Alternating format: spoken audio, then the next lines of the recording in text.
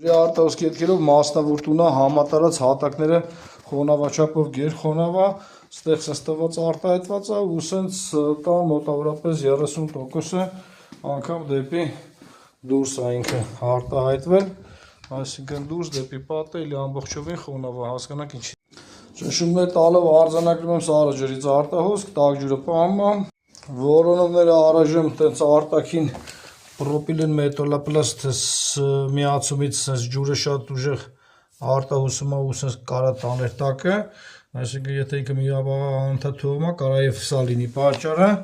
մի հատ այս հանգույցը վերացնեմ, ճնշում տամ էլի հասկանամ։ Դե ինչ ես հանգույցը ստիպված վերանորոգեցի, որ կարողանամ ճնշում տամ, ճնշումները տվել եմ, ճնշում էլ չի ընկնում։ Ստուգվեց նաև դուրս գնացող մագիստրալը, այսինքն կենտրոնական ջուրը տունը սնող առանձին ենք ստուգել, նույնպես հերմետիկա։ Խեղճի հանգստության համար որոշել ենք մի հատ գովագիծը ստուգենք, կենտրոնական ամբողջ տան ոնց որ երկայնքով է գնում, որպեսզի վստահ լինենք, որ այլ խնդիրներ չկան։ Մի ջարդված հանգույց է սա, բայց բավականին, այսինքն դուրսն է, այսի դրսում է, սա մեր մոտ համ ինքը վերևի մասն է, ստերևույթին քարն է ջարդվել, այսինքն սա ներքևն է, սա վերևն է, չի կարա սա անխոնավության հետ պատճառ հանդիսանա, ըստ երևույթին քարն է սա մեր ջարդը, դրա համար գովագիծը գցելուց անպայման ավազով պետք է լիցքանեք, որ սենց ընթացքում ինքը քարը սփում ջարդում է։ Բավականին հեռու է, այս հատվածից 11.4 հեռավորության վրա։ Մի ջարդված հանգույց է սա է, սիլիկոնով լցրած, էլի վերևի մասն է, պատվիրատուն սրանից տեղյակը, ու ինքը տես պատճառ չի կարա հանդիսանա, միայն այն դեպքում, երբ որ խցանումը բարձրանա հասնի այս մակարդակին,